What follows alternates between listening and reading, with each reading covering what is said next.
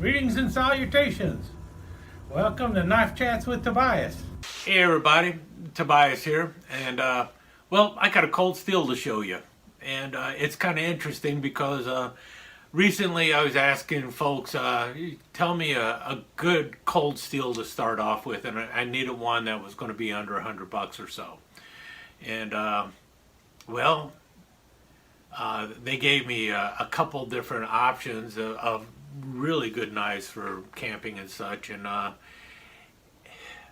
then I was on eBay looking to find one of those, and I found this instead. This is the Cold Steel Thai two-handed machete. Now, some of you have already seen this because you saw it on Fun Knife Friday with Skip the Show, but I thought I would talk a little bit about this as well, and why I ended up picking this up as my first true cold steel fixed blade, and the first cold steel knife that I actually know I want to keep. And one of the reasons I want to keep it is simply because, well, it brings out the mall ninja in me, and I'm sure it brings out the mall ninja in a lot of people. I mean, it's big, it's black, and it looks really cool. But the thing is, not only is it big and black and looks really cool, it is very functional and extremely well made. Let me get this back in its sheath real quick, and then we'll start talking about it. Okay, so we got her back in the sheath here. And it's a really well-made sheath. I'm going to give them credit for that. It is a heavy nylon sheath, probably some kind of ballistic nylon. And you have it riveted along the side here. You notice you've got the trim coming around the edges. Feels like there's a little padding in there. That's probably the plastic interior.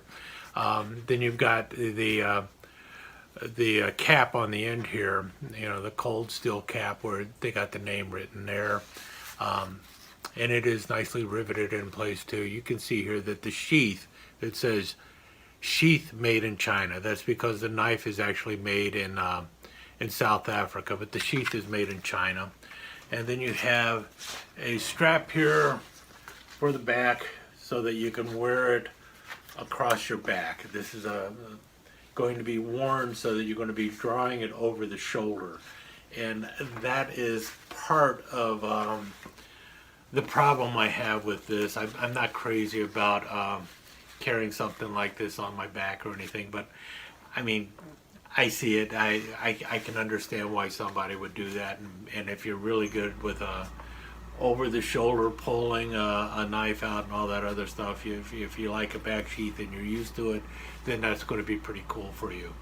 I plan on actually taking the sheath and just basically riveting it down like so that I can get it on a belt if I want to. And by doing that, though, I eliminate the snap to hold the machete in the sheath, you know. But it's pretty long. You don't really need the strap to hold it in. But I understand that it is. If I were jumping out of an airplane, you know, we've got this snag here to keep it in place, and you also have this, so it's almost like it's you can actually jump out of an airplane with this because it has two tie downs on the blade. But in any case, wouldn't be jumping out of an airplane with this anyway. Somebody might, who knows. In any case, it's a well-made sheath. I do like it, but it's not my style. I would say, though, that if you are going to have this on your back, you're going to want to have it, you don't want to be pulling it out on this side, because if you do, well, you can see it here, you got the blade there. So if you're right-handed, you're going to have to put it here and pull like so to get the knife out, or the machete out. Or if you're left-handed, then you can just pull it out like so, because you definitely don't want that sharp edge coming anywhere near your neck. So something to think about if you are going to be carrying it, you know, over your back. I guess most people know that already. Also, if you notice, it says Cold Steel on both sides here. which I kind of like because what I plan on doing is setting this up for left-handed carry. And by doing that, what I'll do is I'll just pop this rivet, take this off, and then I will just fold this down. And like I said, make a belt loop there.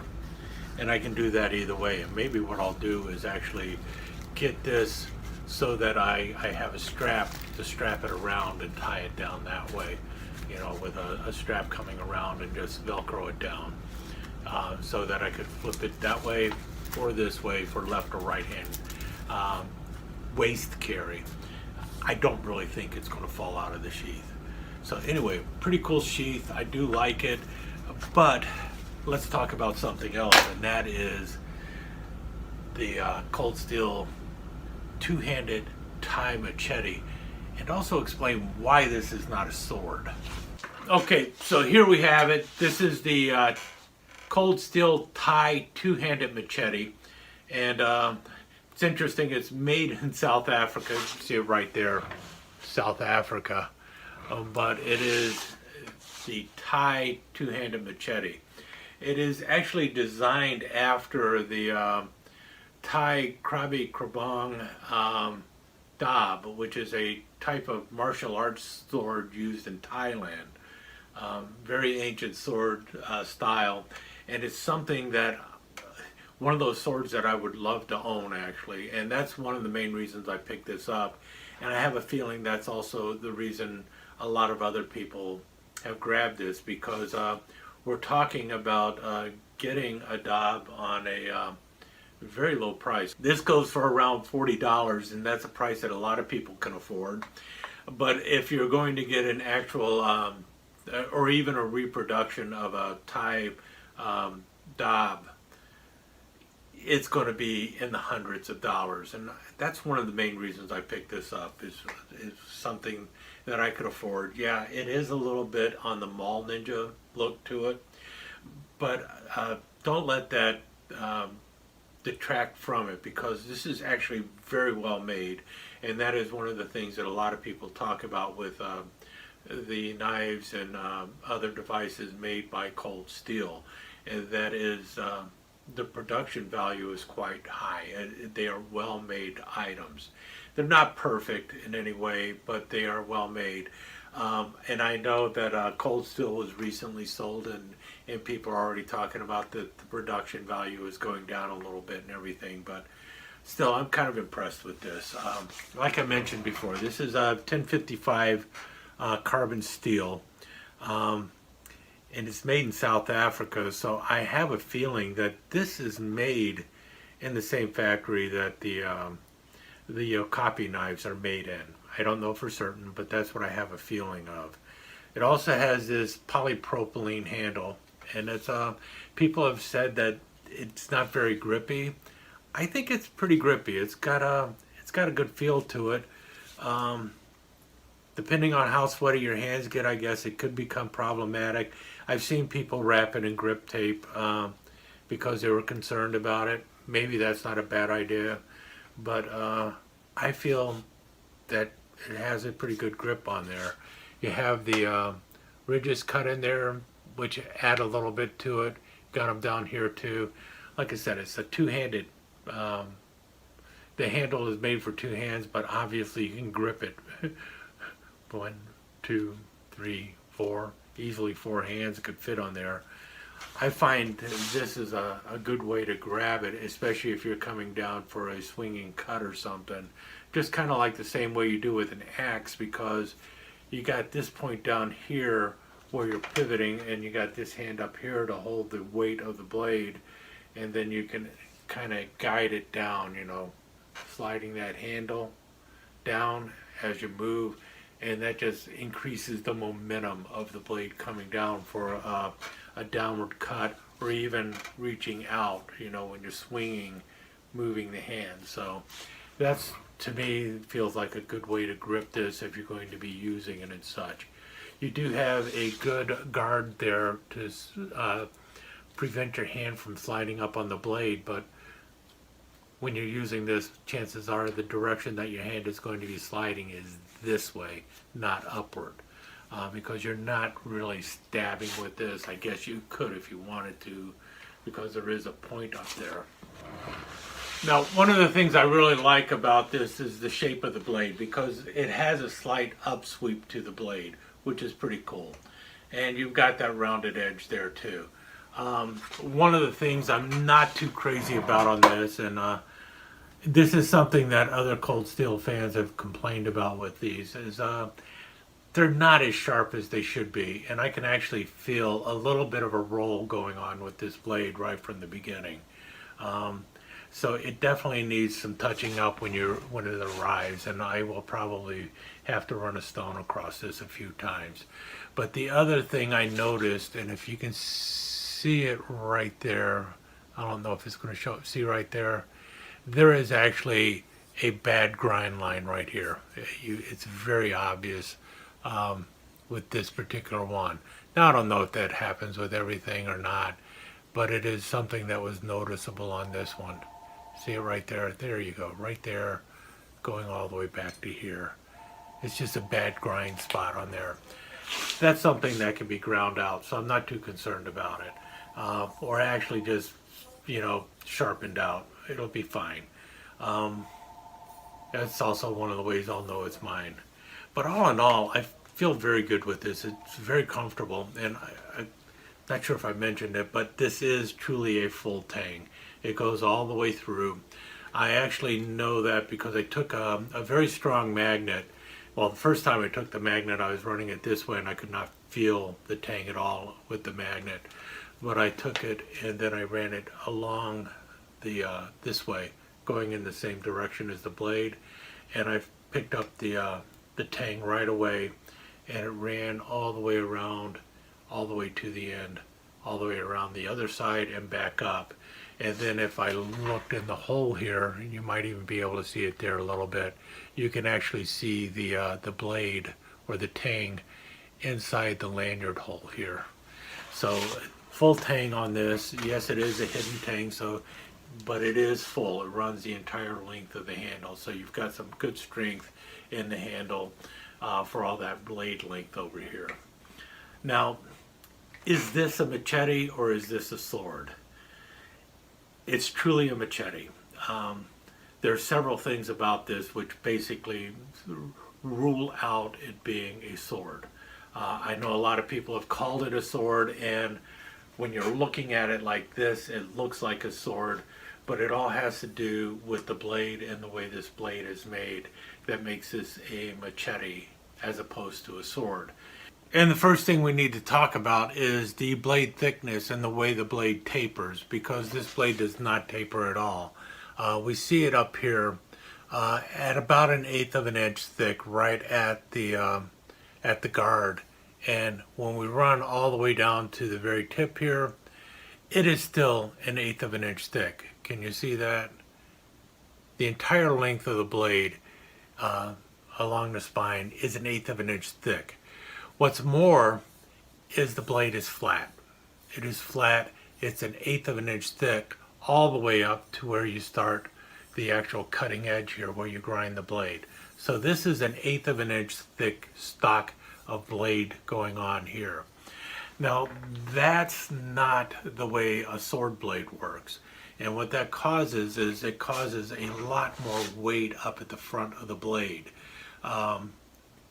Which is good for chopping and such, but not necessarily good for sword blade, because it's going to make that end of the blade way too heavy for actual maneuverability and stuff, and it doesn't lighten the blade at all. When you make a sword, the blade is made differently. It's for one thing, they use something called distal tapering, and this is going to be kind of funny because I have this machete here. This is by Robert Mole and out of Sheffield, England, and this was a souvenir of Jamaica. But the blade here is very close to what's known as a falchion style blade, and it is much more in line with what a sword blade would be doing, and that is it has distal tapering going on. So again, the blade at the top here is 1/8 of an inch thick. But as you run down the length of this blade, when you get to the end here, the thickness of the blade spine is only 1/32 of an inch. So you've trimmed off 3/32 of an inch of steel, starting up here with the 1/8 of an inch, and then it just slowly tapers all the way down to the very end. And by doing that, it allows for a big wide blade at the end here that is relatively light. And that is the way a sword blade is usually done. Sword blades will have distal tapering. They'll start out thick near the guard, and then they will thin out. The blade stock will slowly thin out all the way down the length of the blade, all the way to the tip. Now, that's part of what happens.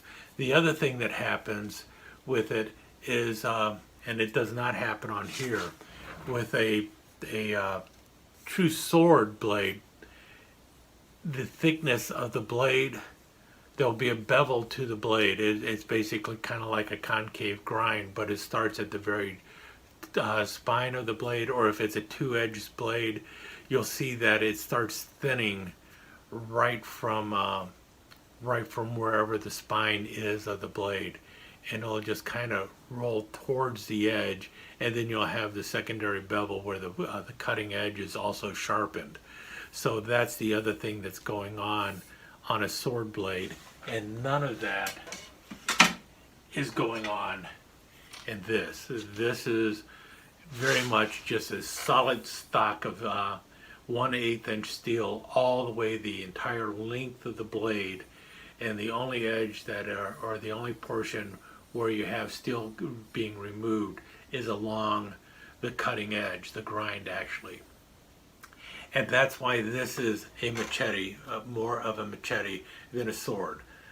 Now, can you use it as a sword? I guess if you really want to try and do it as a sword, you could. But if you were to think to pass this off as a true Thai dab, I got a feeling people who actually have them would look at it and go, that blade's all wrong. And they might even laugh about it. And that is where, if you're looking at this as a two-handed sword, you become a mall ninja. If you're looking at this as a good weed whacker, a good brush cutter, then you know what? Might do the job for you, but it is going to be a little heavy, but you do have two hands to work with. So that's my thoughts on it. Yeah, it's going to appeal to the mall ninja, but it is also a truly fully functional machete. Not so hot as a sword though. So that's my thoughts on it. I hope the Cold Steel fans can appreciate the opinion that I'm giving on there. I'm not trying to bash on this at all because I really like it and everything. And yeah, it really appeals more to the mall ninja in me. I would still love to have an actual Thai dab. And if I ever get one, I would definitely compare this to it so you could see the differences. But yeah, this is just, it's fun. And, big. And I'm sure it'll cut. Could use a little bit of sharpening though. Any case, there's my thoughts on the Cold Steel two-handed Thai machete. They did a good job on it.